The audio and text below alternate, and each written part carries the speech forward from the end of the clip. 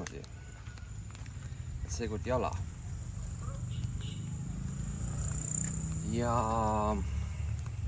2 nädalaga olen siis siin kohaliku eluga nii ära harjunud, et mul ei olegi enam vaja istuda konditsioneeritud autos. Et saab tegeleda oma selle kõige veel vanema hobiga, ehk siis kõnnin radu.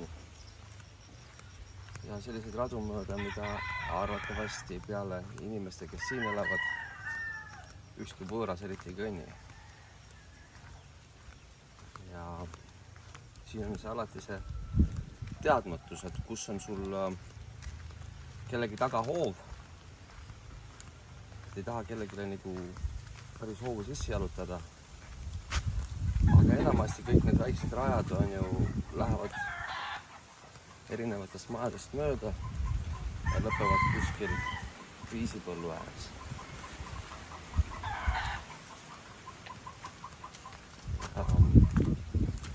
On vaikne pühapäeva hommik ja mõtlen siin jah, et nüüd on 2 nädalat on oldud siin ja nädal on veel järgi. Ja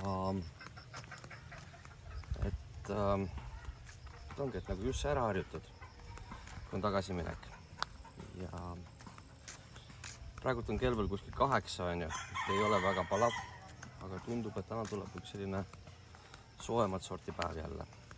Aga tegelikult on eelmine nädal olnud väga mahe.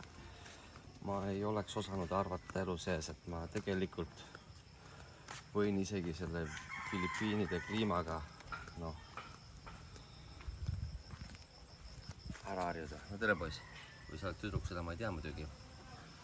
See on siis koduse vesipühver, nad kutsuvad seda karapaoks. Ja eks ta võib midagi tööd ka teha, et see on tema see regi ju. Karapao regi siin, millega saab vedada riisikotte või mida sul vedada on vaja. Ja samas seegi siis songib sul teed hästi. Aga eks nende igasuste lojuste maa ümber hoidmine heaga, et siis vähem kasvab rohtu ja eriti heina ei taheta. Sest heina sees sa ei näe, kas seal uus peidab ennast. Ajan bulldog.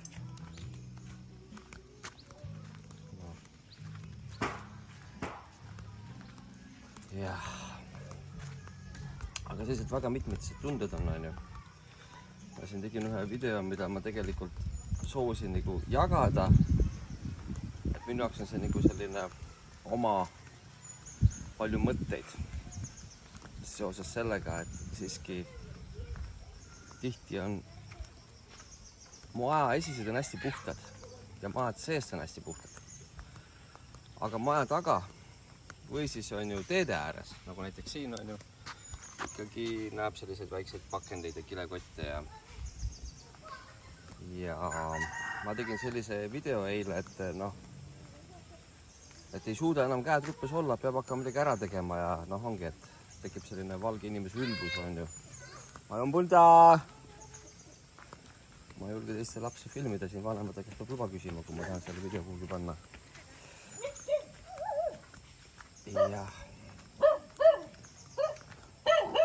Ja siis tekkis selline ülbus, et hakkasin seal siis nagu koristama.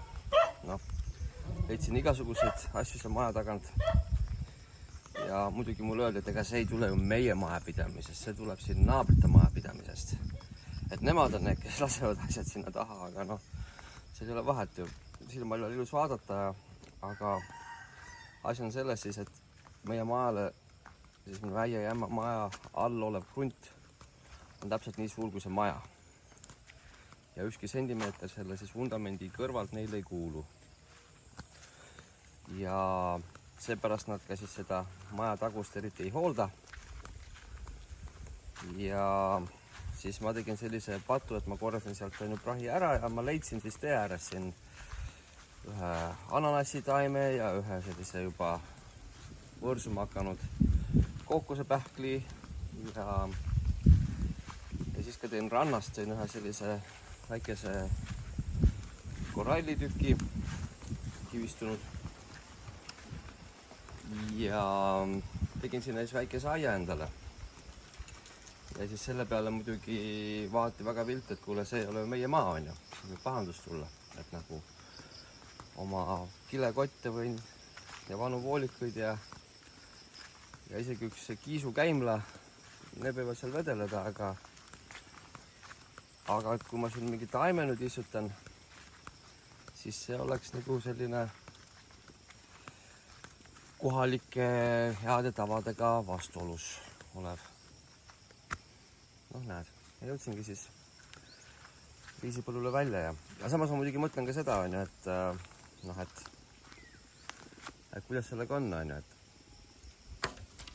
kui viisakas on tulla kellelegi külla ja hakata tema taga hoovis seda kõige räpasemat kohta koristama või temal sohva alt tolmu võtma või noh, seda on vähekene, aga ma teen endale vähemalt luban, et ükstapuha, kes mulle peaks külla sattuma, siis ma kunagi ei keela, et kui keegi tahab minu elamist jätta vähekese paremasse olukorda, mis ta on, et alati võib minu juures taga hoovi koristada, peenraid rohida, tolmu võtta. Ja kui mina küll külla tulen, siis ma hea meelega ka paneks mingisugusele asjale käed külge. No. Aga jah, kui kellelgi on oma arvamus selle kohta, kuidas on viisakas, no, siis võib keegi kirjutada. No. Tahtsin mainida veel seda siis, et ei ole ühtegi kobrat näinud. Et siin inimesed minu ümber ikka räägivad, et on olnud siin. No. Et eriti kui õhtul, kui pimedaks läheb ja jalutab mööda teed ja siis kobra on kuhugile selle tee peale läinud. Ja sellepärast mul on siis ju väikene see oma bambuskepikene kaasas. Ja oleks mu vend Hans siin on ju, siis tema oleks siin juba arvatavasti selle paari nädalaga 100 tundi erinevate roomajate filme teinud. Ta läheb isegi sõitvast autost maotee äärest üles, ja jõuab ka auto kinni pidada ja siis veel on ju foto teha. Aga mina üritan vaikselt. Ja ega ma ei teagi, kas ma pean seda ussi nägema siin või mitte, on ju. Aga noh, on loomaaias neid nähtud igasuguseid, aga nagu aupaklikust kaugusest vaataks, kuidas nad looduses tegutsevad. No. Ja arvatavasti on mõni neist siin mulle väga-väga lähedal. Aga nad vist seal kellaajal eriti ei tegutse. No. Vaata, mis siin võib sellise mingi papi, selle pleki asjale siin teil olla. Nad ei ole õnne. Jah. Et kõik head siis teile sinna veebruarikuu Eestisse ja ma katsun siin nädal aega veel vastu pidada.